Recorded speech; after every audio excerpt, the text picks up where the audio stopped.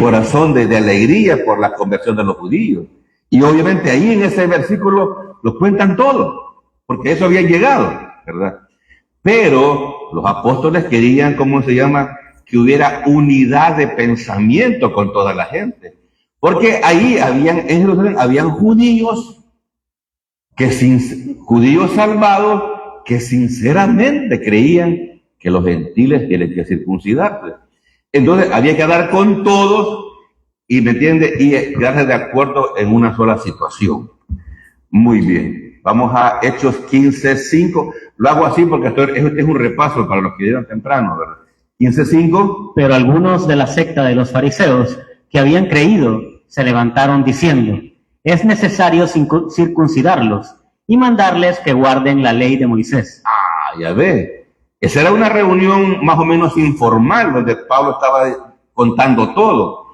Pero, dice aquí, algunos de la secta de los fariseos. ¿Quiénes eran estos? Tipos estrictos, que ayunaban 3 veces por semana, que diezmaban. Ellos querían cumplir todo el Antiguo Testamento, pero habían creído. Ya eran hermanos en Cristo. Y como le dije, sinceramente ellos, dice, y habían creído. Suficiente para salvación. Se levantaron diciendo bien: es necesario circuncidarlos y mandarles que guarden la ley de Moisés. Se fija que aquí no es solamente la circuncisión, sino es guardar los 613 mandamientos de la ley que Dios le dio a Moisés. La ley ceremonial, los 10 mandamientos, esa es la ley moral, 10 mandamientos. La ley ceremonial, todo lo que tiene que ver con el templo y la vida religiosa, y la ley civil, los pleitos entre las personas. 603, hermano. En otras palabras, vamos a ver más adelante que va a decir Pedro: ni nuestros padres pudieron cumplir esa ley, ni nosotros. Pedro se arma de valor y le dice a los demás apóstoles, a los ancianos, a estos creyentes judíos, que la ley de Dios nadie la puede cumplir. Entonces la salvación es por la gracia de Dios, porque no lo merecemos, porque aún hoy que hemos puesto la fe en Cristo, fallamos y hacemos cosas no correctas. Por eso tiene que ser por gracia. Muy bien, vamos al versículos, a Hechos 15:6. Y se reunieron los apóstoles y los ancianos para conocer de este asunto. Entonces, aquella reunión fue un poco informal, y se reunieron los apóstoles y los ancianos para conocer estrictamente esta situación. Muy bien. Vamos a ver qué sucede. Vamos a Hechos 15, solo el 7.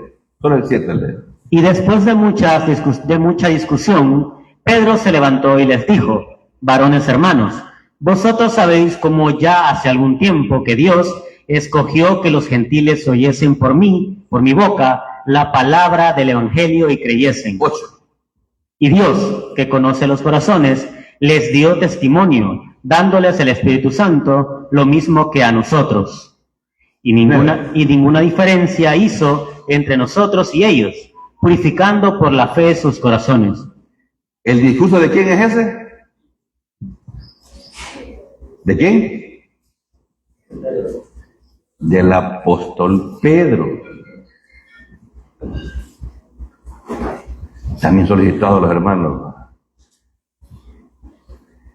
Fíjense bien, mire, cuando usted lea la Biblia y son temas importantes, cada palabra tiene importancia. Mire aquí, y después de mucha discusión, o sea, no fue una reunión: ¿qué pasó, brother? ¿Qué onditas? ¿Cómo estás, men?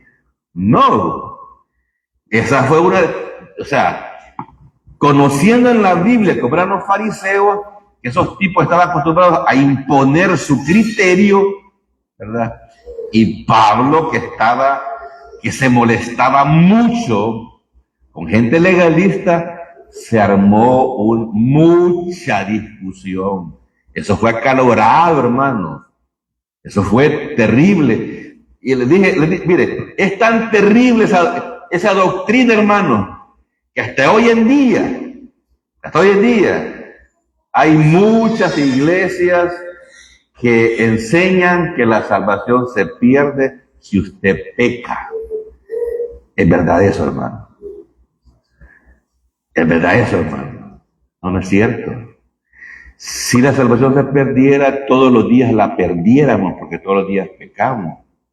¿Y cómo tendríamos que hacer para recuperarla? Es absurdo.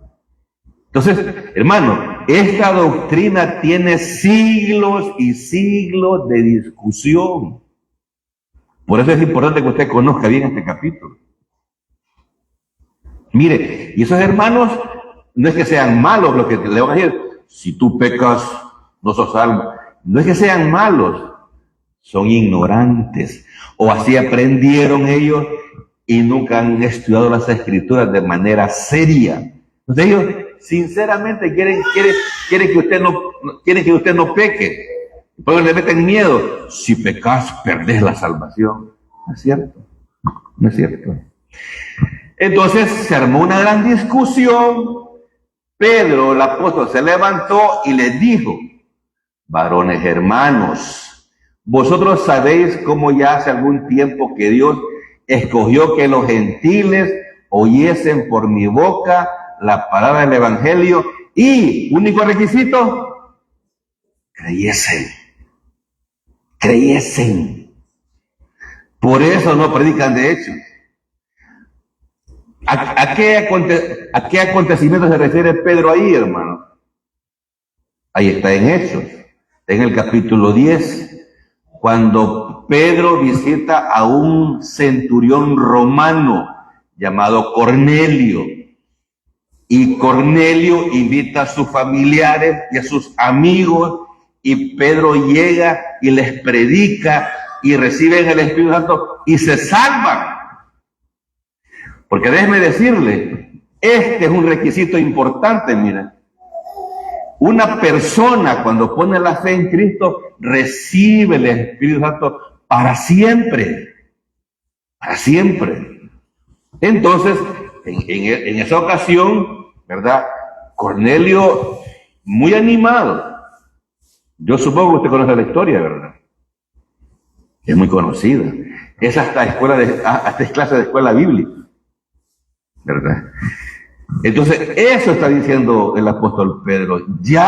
Miren, y ahí eso pasa en el capítulo 10. Al final de ese capítulo, los demás líderes en Jerusalén regañan a Pedro y le dicen, mira, ¿y vos por qué fuiste a la casa de ese gentil y entraste y comiste con ellos? ¿Qué te pasa, Pedro? Y Pedro empieza a contarles todo. La visión, vea que apareció un ángel que le habló a Cornelio, que le habló a él, y por eso fue a predicar allá. ¿Te das cuenta? Entonces, Pedro, ya habían habido gentiles salvados. El 8. Y Dios, que conoce los corazones, les dio testimonio, dándoles el Espíritu Santo, lo mismo que a nosotros. Entonces, querido hermano, cuando un gentil cree en Cristo Jesús, en ese momento recibe el Espíritu Santo. Y eso lo constituye un hijo de Dios eternamente y para siempre. Y si me voy de la iglesia, vaya, no. Espero que entiendan mis bromas sarcásticas, ¿verdad? No, es que mire, es la pregunta del millón. O sea, ya la gente va viendo cómo se salta el cerco, ¿verdad? Con que soy salvo por gracia. Entonces, ¿y si dejo de congregarme, soy salvo? Mire, la respuesta se la va a dar usted, no yo, fíjese. Usted sabe si lo es. Mire, solo Dios y usted sabe si usted ahorita es salvo. Yo no puedo saberlo. Ya les veo aquí caras de angelito, les veo a ustedes bien espirituales. Veo a las esposas bien sumisas a sus esposos. Y veo a los esposos amando a sus esposas entrañablemente. No, sí, los veo bien espirituales. Entonces, ¿tiene usted vida eterna? Solo usted lo sabe. Entonces, y mire, hermano, y esa es la pregunta que siempre se hace a la gente. Si ya soy salvo y si dejo de congregarme, ¿seguiré siendo salvo? La respuesta es suya. Yo estoy en sus pellejos. Entonces, aquí le decimos que la Biblia dice que cuando usted cree en Cristo Jesús, recibe el Espíritu Santo. Su cuerpo llega a ser templo y morada del Espíritu Santo. Y el Espíritu le va a redarguir de pecado, de justicia y de juicio. ¿Verdad? El Espíritu le va a decir, mira, esto que es pecado, esto es grave, etc. Y dice Pedro al final en el 9, y ninguna diferencia hizo entre nosotros y ellos, purificando por la fe sus corazones. Entonces, hermano, como estamos hablando del Espíritu Santo, que es la doctrina menos enseñada y menos comprendida, voy a darle un breve estudio de lo que es el bautismo por el Espíritu Santo versus la llenura o plenitud del Espíritu Santo. Esto ocurre en el momento que usted puso la fe en Cristo Jesús. Usted fue bautizado por el Espíritu. Y esto ocurre en su vida diaria, en su vida cotidiana, cuando confesamos a diario los pecados y estamos en plena comunión con el Señor Dios. Porque a veces pecamos, a veces nos enojamos, decimos cosas que no debemos decir y hacemos cosas que no debemos hacer. Entonces hay que restablecer la comunión con el Señor. Hay que confesar ese pecado a Él para ser lleno con el Espíritu Santo. Entonces comencemos. En el bautismo por el Espíritu Santo nunca es un mandato. No, nunca se manda. Usted pone la fe en Cristo y viene el Espíritu. Nunca se pide. ¿Me entiendes? Nunca se dice, tenés que ser bautizado con... No. En la llenura del Espíritu... Es un mandato. Sí. Efesios, es lo que hemos estado estudiando, ¿verdad? Romanos. Efesios 5:18, no os embriaguéis con vino, en lo cual hay disolución. Más bien ser llenos del Espíritu Santo. Y eso es, hermano, todos los días de la vida.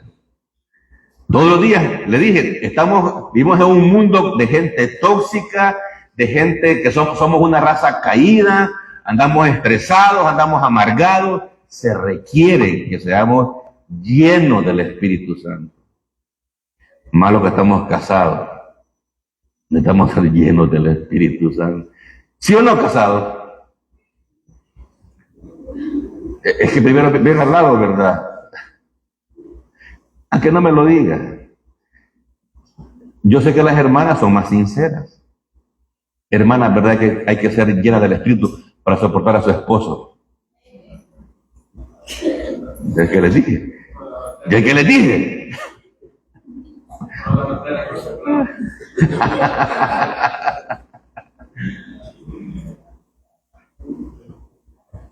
Pero sí, solteros y solteras, no es fácil el matrimonio. Dios lo tiene bien así, ¿verdad? Bien bonitos se miran así. ¿Ah?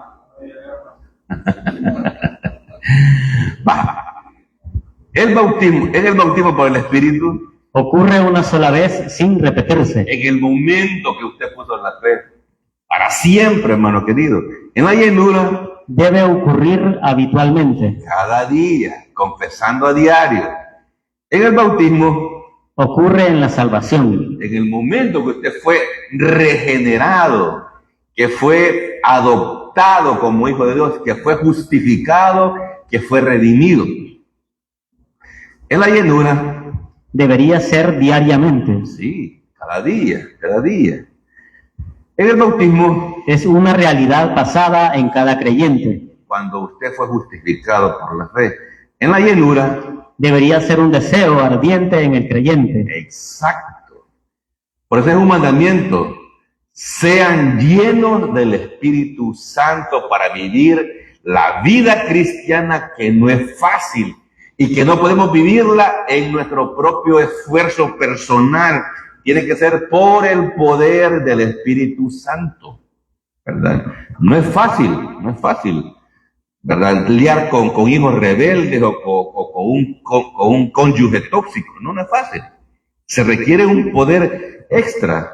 Sí, con el bautismo, Y es cierto en todos los creyentes. todo creyente, venga frecuentemente a la iglesia o no venga, sirva en la iglesia o no sirva, todos los creyentes hemos sido bautizados con el Espíritu Santo.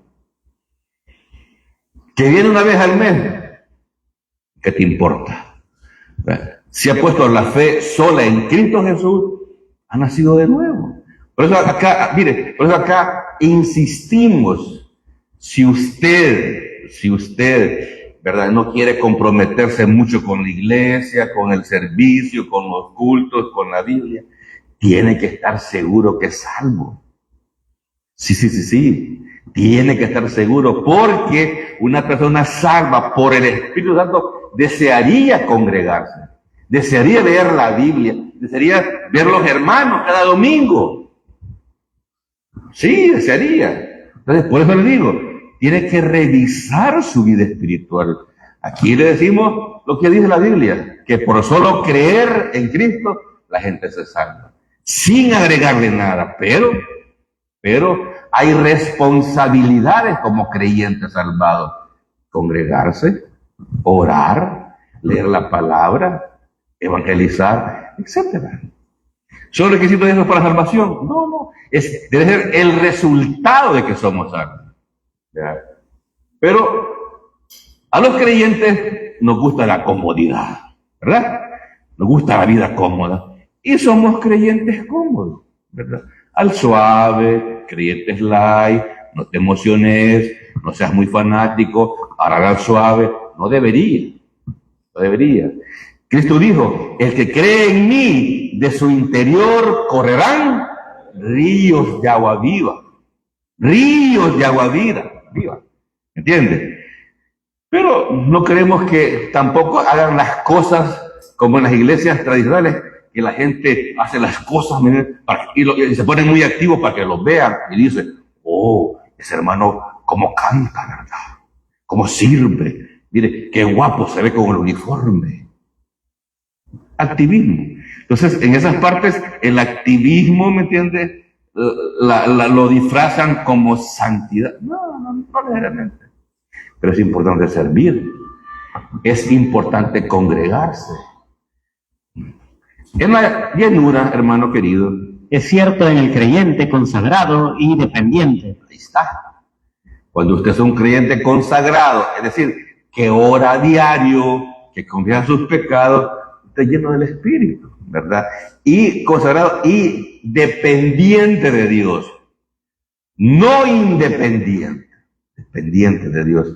En el bautismo, Posicional por naturaleza. sí, en ese momento se recibe. En la llenura, Práctico por naturaleza. sí, a diario. En el bautismo, Pone al creyente en unión con Cristo. en una unión que nunca se va a romper. Jamás. Usted ha sido adoptado hijo de Dios para siempre. Entonces, deberíamos de vivir dignamente como creyentes salvados por gracia. En la llenura, Permite al creyente disfrutar comunión con Jesucristo. exacto. Esa es la diferencia. Cuando a mí me gusta venir a la iglesia, leer las escrituras, hablar con los hermanos de la palabra de Dios, discipular. Eso es, hermano. Esa es la vida cristiana, ¿verdad? Y muchos que desertan de las iglesias nunca le hayan ese sabor a la vida cristiana. Nunca, ¿verdad? Creen que es congregarse, sentar, o ir a una conferencia, salir y vivir lo mismo. No, No. Si usted no se alimenta de la palabra de Dios, no le va a hallar el sabor al evangelio de la gracia de Dios. Hay que buscar, sentir ese sabor espiritual. Muy bien, vamos a seguir. Hechos 15:10. Sigue hablando el apóstol Pedro. Ahora, pues, ¿por qué tentáis a Dios poniendo sobre la cerviz de los discípulos un yugo que ni nuestros padres ni nosotros hemos podido llevar? Antes creemos que por la gracia del Señor Jesús seremos salvos, de igual modo que ellos. Ajá. Así Pedro termina sus palabras. Le dije, voy a tratar de llegar hasta el versículo 11. Y llegué. ¿Qué dijo Pedro, hermano? Ahora pues, pregunta, ¿por qué tentáis a Dios? Oiga bien, palabra fuerte, hermano. O sea, ustedes están tentando a Dios con su legalismo, está diciendo Pedro, poniendo sobre el cuello de los discípulos un yugo que ni nuestros padres ni nosotros hemos podido llevar. ¿Cuál es ese yugo? La ley. Esa que dice tenés que circuncidar, eso que te dice tenés que hacer esto y luego esto otro y después esto y la lista, depende del predicador, es larga. Doctrinas de hombres, inventos de hombres. Entonces Pedro dice, ese es un yugo. No sé si alguien aquí saben qué es un yugo. Antes todavía se ara con bueyes, ¿verdad? A los bueyes, para que aren, ¿me entiendes? Les ponen un yugo en el cuello. Aunque era bueyero.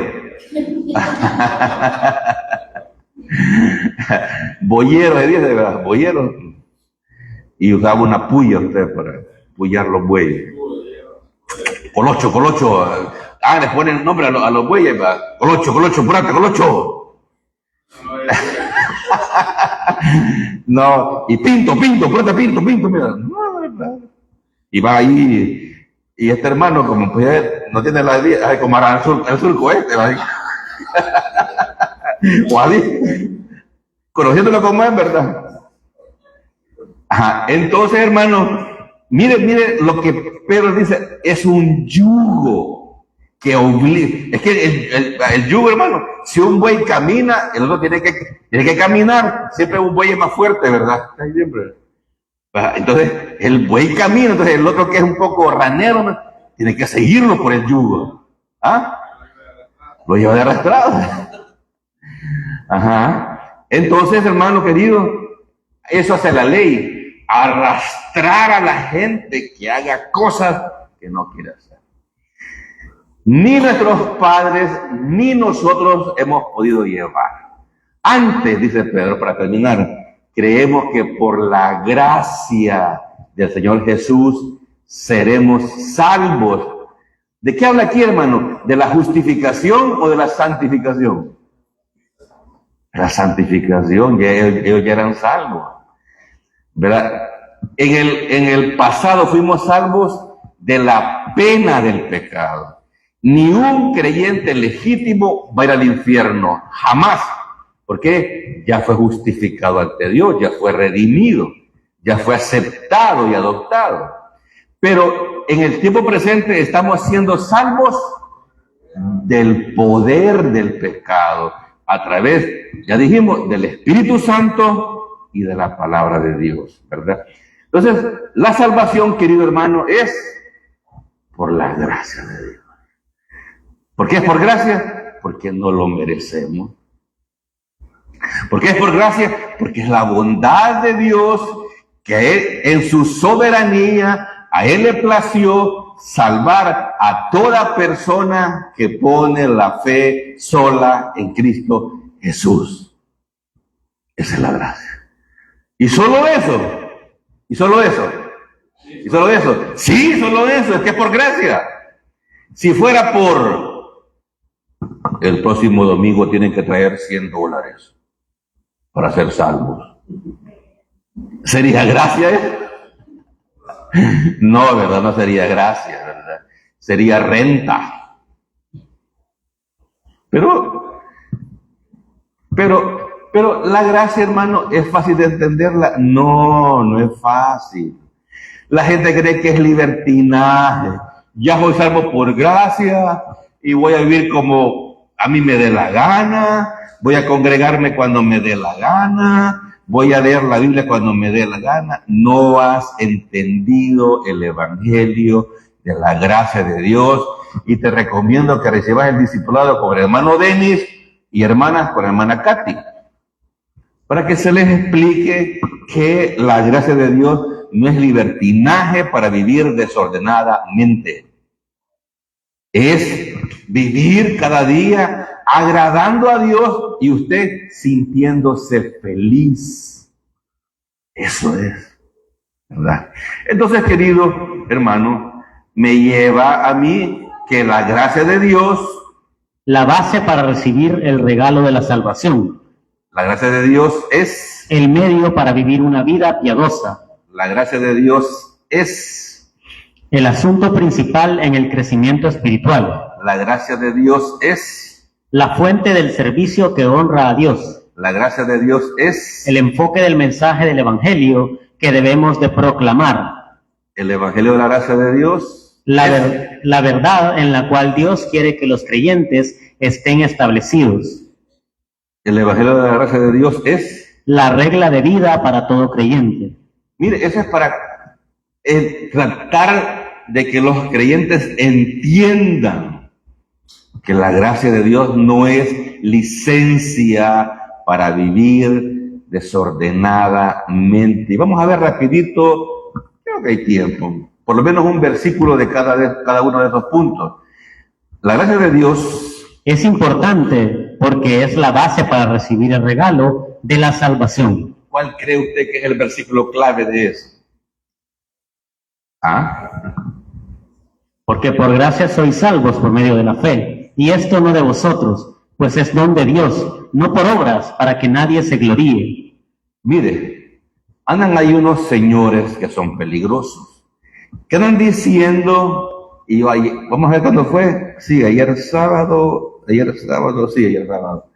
oye a un bárbaro predicar de Romanos 4, y dice esto: y entonces Abraham le creyó a Dios y su fe le fue contada por justicia y Dios le dio la fe a Abraham.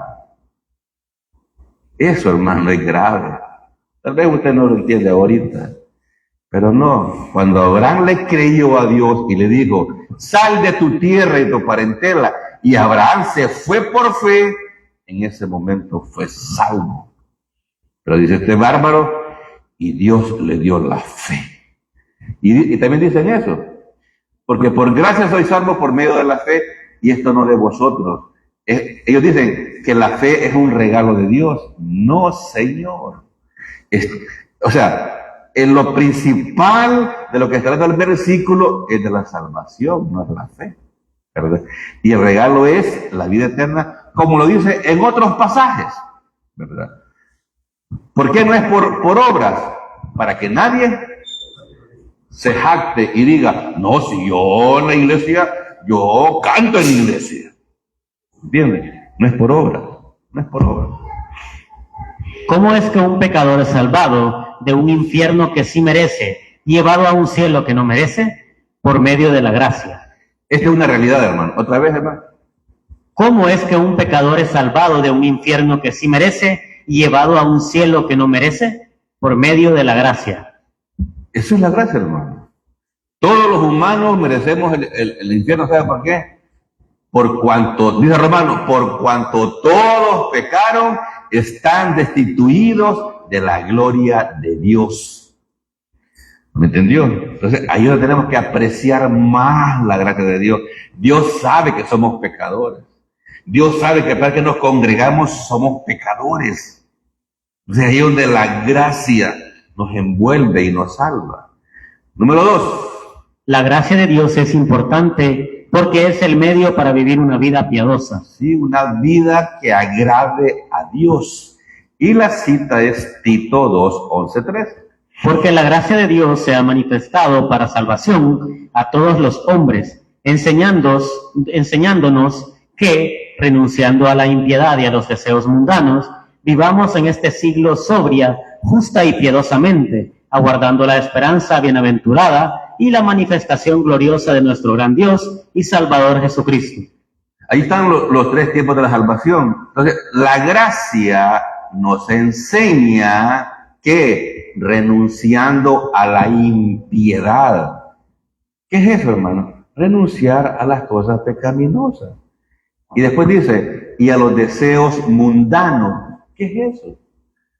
Deseo de hacer lo que la gente del mundo hace. ¿Entiendes? En este siglo, sobrios, justos y piadosamente. La salvación en el futuro, aguardando ¿qué? La esperanza bienaventurada y la manifestación. Esta es la segunda venida de Cristo o el arrebatamiento de la iglesia, que lo esperamos como creyentes.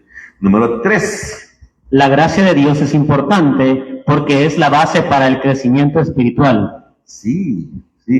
Es necesario que todo creyente crezca espiritualmente, porque si no, nos vamos a quedar como niños en Cristo, que nos vamos a resentir por cualquier cosa en la iglesia, vamos a desanimarnos, ya no vamos a querer congregarnos o leer la Biblia. No, tenemos que madurar. Dice 2 Pedro 3:18. Antes bien, creced en la gracia y el conocimiento de nuestro Señor y Salvador Jesucristo. A Él sea gloria ahora y hasta el día de la eternidad. Este es uno de los mandamientos más preciosos del Nuevo Testamento. Antes bien, mire, crecer, el verbo no tiene un pronombre anteriormente. Es un mandato, es una orden. Crezcan en la gracia y en el conocimiento de nuestro Señor y Salvador Jesucristo. O sea, si leemos la palabra, si estamos aprendiendo, estamos creciendo, esa es la gracia de Dios. Vamos a tomar mejores decisiones en la familia, en el trabajo, en el matrimonio, en las finanzas. Mire, mucha gente en este país es pobre porque no sabe manejar el dinero. No saben cómo hacerlo. Entonces la Biblia, hermano, llena todos los espacios de la vida del ser humano. Muy bien. En la medida en que crezcamos en la gracia, podemos alcanzar un entendimiento completo de las provisiones de Dios para nuestras vidas. ¿Qué es lo que Dios quiere para mi vida? Número 4. La gracia de Dios es importante porque es la fuente del servicio que honra a Dios. Entonces, la gracia de Dios es importante porque es la fuente del servir. ¿Es importante servir al Señor? Sí, claro que es importante, definitivamente. 1 Corintios 1, solo el versículo. Pero por la gracia de Dios soy lo que soy, y su gracia no ha sido en vano para conmigo. Antes he trabajado más que todos ellos, pero no yo, sino la gracia de Dios conmigo. Pablo, hermano, no fue de los apóstoles, pero él dice aquí, y su gracia no ha sido en vano para conmigo. Antes he trabajado más que todos ellos. Ha trabajado más que todos los apóstoles. Pablo evangelizó más personas que todos los apóstoles juntos. Pablo discipuló más personas que todos los apóstoles juntos. Pablo instituyó pastores más que todos los apóstoles. Y plantó iglesias aún. Y escribió 13 libros del Nuevo Testamento. Pablo. Pero no él dice, sino la gracia de Dios en mí. O sea, él halló gracia ante los ojos de Dios y Dios lo usó.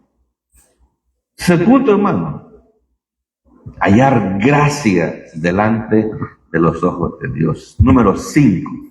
La gracia de Dios es importante porque es el enfoque del mensaje del Evangelio que debemos proclamar. Ese es el enfoque del Evangelio. Dice Hechos 20:24. Pero de ninguna cosa hago caso, ni estimo preciosa mi vida para mí mismo, con tal que acabe mi carrera con gozo y el ministerio que recibí del Señor Jesús para dar testimonio del Evangelio de la gracia de Dios. ¿Cuántos evangelios hay, hermano? Solo el Evangelio de la gracia de Dios, cuyo único requisito para salvación es la fe. 6. La gracia de Dios es importante porque es la verdad en la cual Dios quiere que los creyentes sean establecidos. Hebreos 13:9. No os dejéis llevar de doctrinas diversas y extrañas, porque buena cosa es afirmar el corazón con la gracia, no con viandas que nunca aprovecharon a los que se han ocupado de ellas. Ajá. No se dejen llevar por doctrinas diversas y extrañas, ¿verdad? Sí, usted puede ver y oír mensajes en YouTube que no sean de la iglesia, ¿cómo no? Pero fíjese si le ponen algún requisito, además de la fe, para salvación. Hay buenas predicaciones. Yo oí ahora una predicación acerca de cómo instituir pastores en las iglesias. Un mensaje excelente de Miguel Núñez. No era una predicación evangelística, era una exposición para pastores más que todo. Excelente. Decía, a propósito, decía él de que en Estados Unidos, como ya llevan estadísticas de todas las cosas, dice que aproximadamente más de 800 pastores renuncian cada mes. ¿Y saben qué es lo que frustra a los pastores? Es que la gente no cambia. ¿Y quién hace los cambios en las personas, en los creyentes? El Espíritu Santo. Pero cuando se es un pastor tradicional, como yo lo fui 8 años, sí, se siente cierta frustración, porque como que el trabajo es en vano y la gente no cambia. Entonces, hoy predicando el Evangelio de la Gracia, a mí eso, ¿me entiende? No me han mandado a cambiar gente. Me han mandado a predicar el Evangelio, para que usted crea y se salve. Ya luego, su vida personal cristiana es su responsabilidad. Yo solamente le voy a dar el consejo de la palabra de Dios. Y eso hace, ¿verdad? Mire, si usted lee la palabra de Dios y vive de acuerdo a ella, va a tener una vida de fe, de paz y descanso. No una vida agitada, emproblemada, con conflictos, ¿verdad? No. Una vida que agrade a Dios le va a hacer tomar buenas decisiones, ¿verdad? Muy bien. Y el último es... La gracia de Dios es importante porque es la regla de vida para todo creyente. La cita es Romanos. Porque el pecado no se enseñoreará de vosotros, pues no estáis bajo la ley, sino bajo la gracia. Fíjense que este versículo es malentendido. Dice, ya no estamos bajo la ley, estamos bajo la gracia, voy a vivir como me dé la gana. No está diciendo eso absolutamente. Miren el encabezado. La gracia de Dios es importante porque es la regla de vida. Mire, yo le explicaba a Lisandro, le explicaba que en el estudio de Romanos hay una clase específicamente sobre ese versículo, porque es clave, es importante.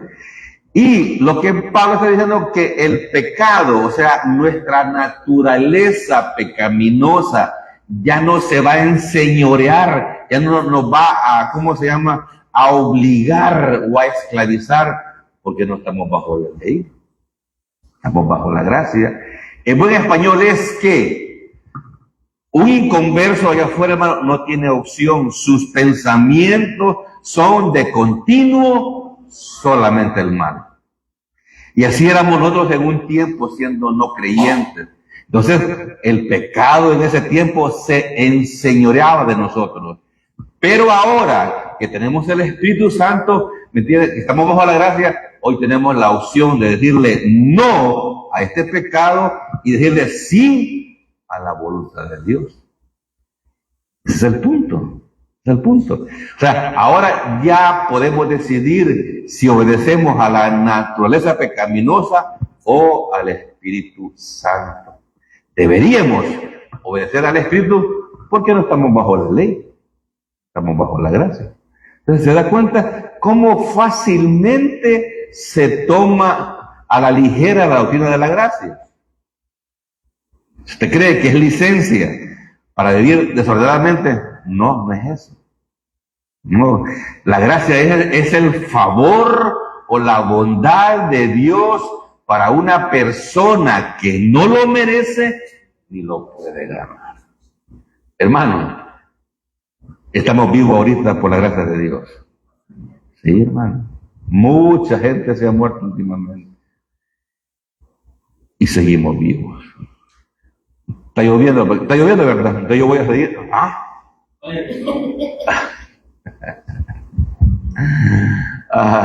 Yo quiero que llueva café. ¿Hay café? Pero sin cremora no me des café. No me des café. Y cremora de Panamá, sí.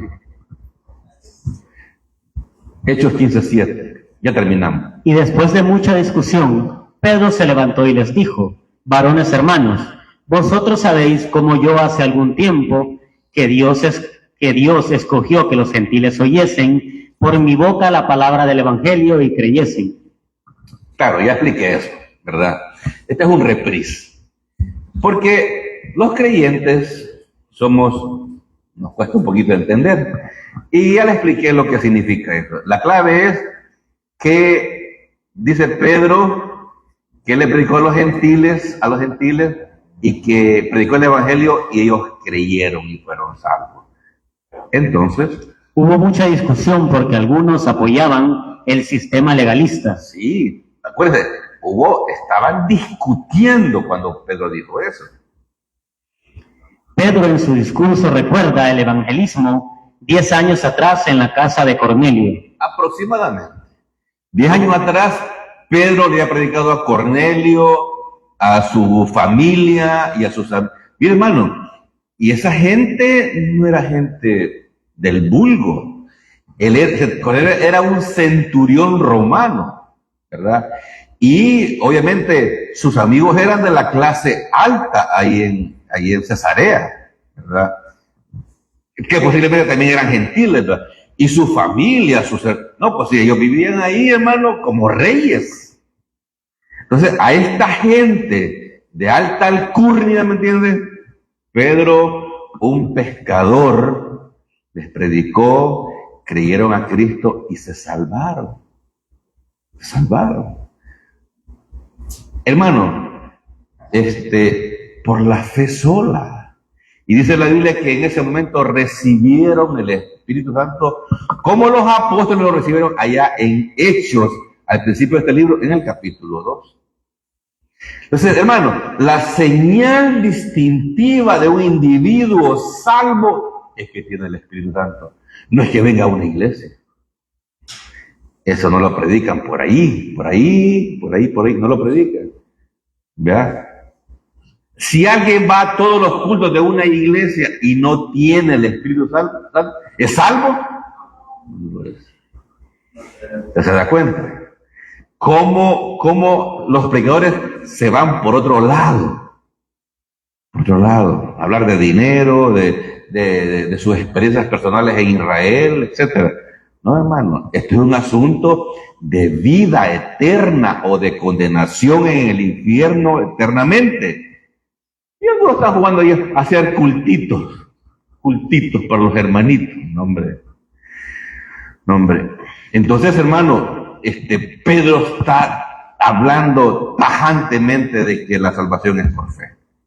Además, En el Evangelio se centra en una persona específica. Es un hecho específico y un resultado específico. eso predicó Pedro, que el Evangelio se centra en una persona específica. ¿Quién? Jesucristo. Jesucristo. ¿Me entiendes? El Evangelio se centra en un hecho específico que murió en la cruz. Y el Evangelio se centra en un resultado específico que murió por nuestros pecados pasados, presentes y futuros. ¿Creen eso, hermano? Hay que creerlo. Muy bien. Creer es confiar en, esperar en y apoyarse en. Eso significa, la palabra fe significa creer. Creer es confiar en Cristo, es esperar en Cristo, es apoyarse en Cristo. Hechos 15:8. Ya nos vamos. Y Dios, que conoce los corazones, les dio testimonio, dándoles el Espíritu Santo, lo mismo que a nosotros. Ahí está. Entonces, hermano, en una iglesia donde no se predica que la salvación es por recibir el Espíritu Santo, ¿qué cree la gente?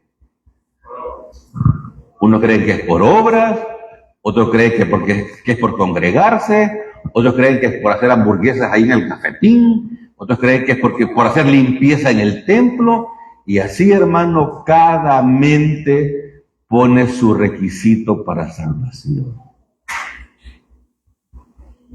Si usted no me cree lo que yo digo, y debería no creerme, fíjese, lea el Nuevo Testamento, porque yo puedo engañarle.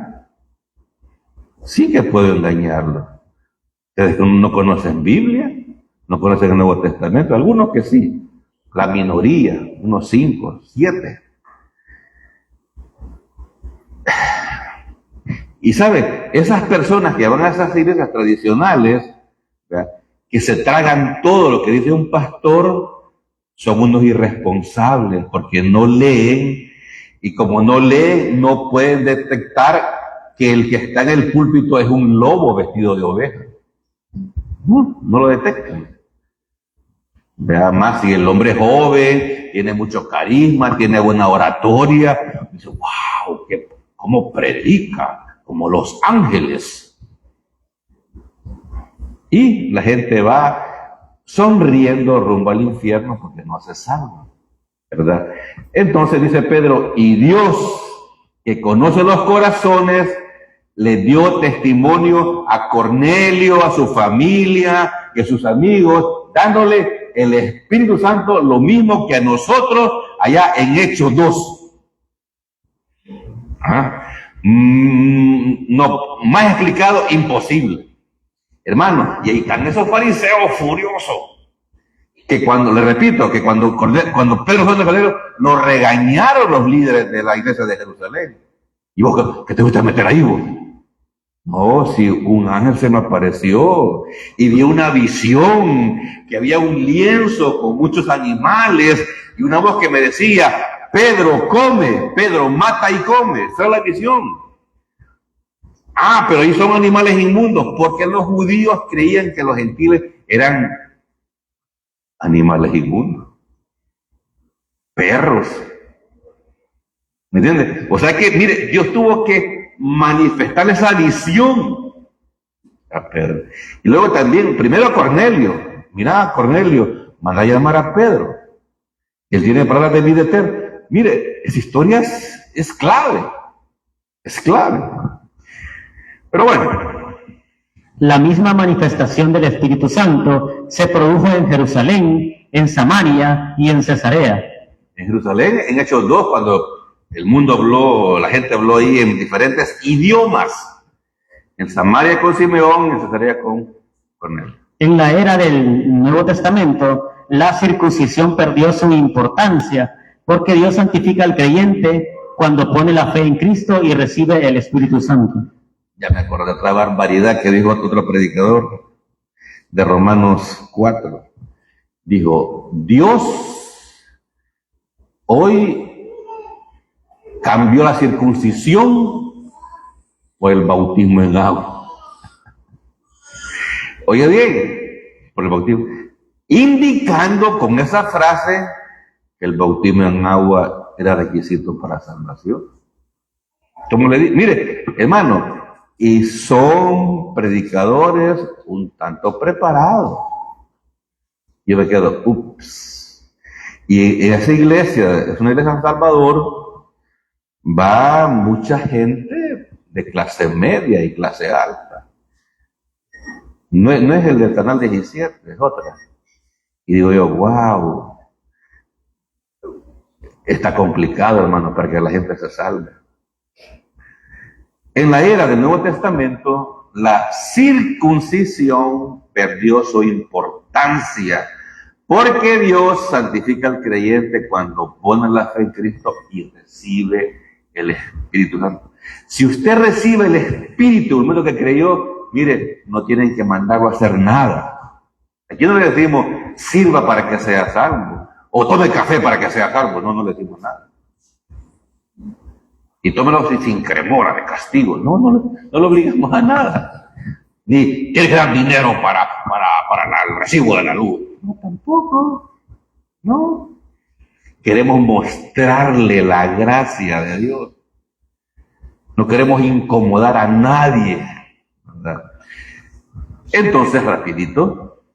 Veamos algunas cosas importantes del Espíritu Santo. Ya las vimos. Moví esa diapositiva para allá. Hechos 15:9, ya termino. Y ninguna diferencia hizo entre nosotros y ellos, purificando por la fe sus corazones. Ajá.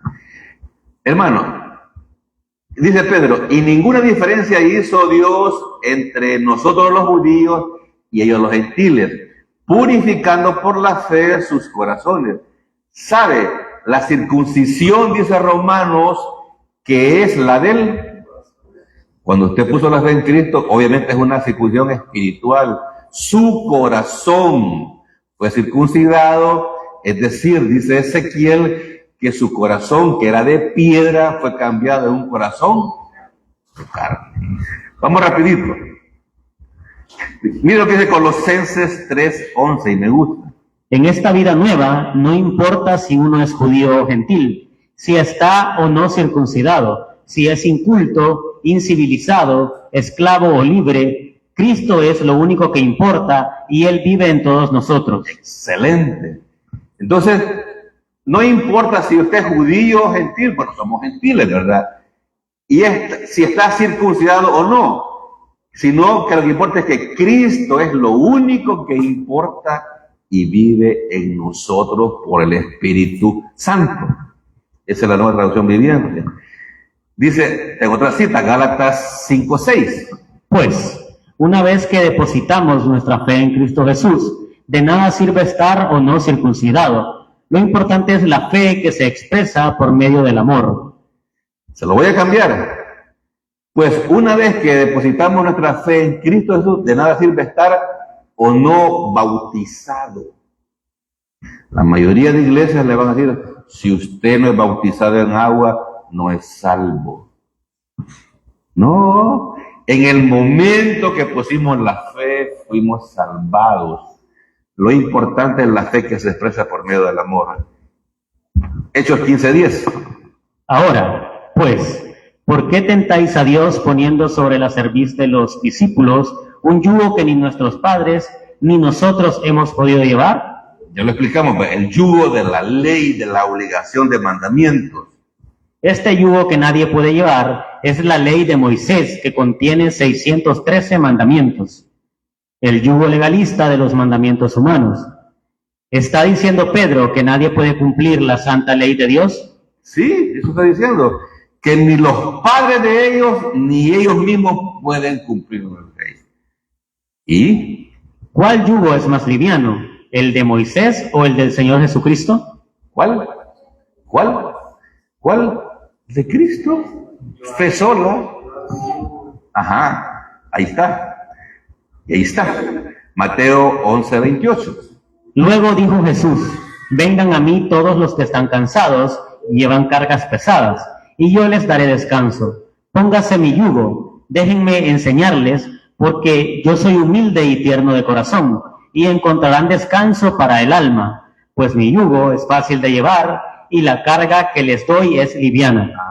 ¿Se fija que es diferente al yugo de Moisés? Bueno, vamos al último versículo, Hechos 15:11. Antes creemos que por la gracia del Señor Jesús seremos salvos, de igual modo que ellos. ¿Sí? Ya, habla de la santificación progresiva por medio de la palabra de Dios, ¿verdad? Ponerlo en práctica en la vida diaria. Vamos a orar. Padre bueno, te damos gracias, Señor, por la ley del amor. Te damos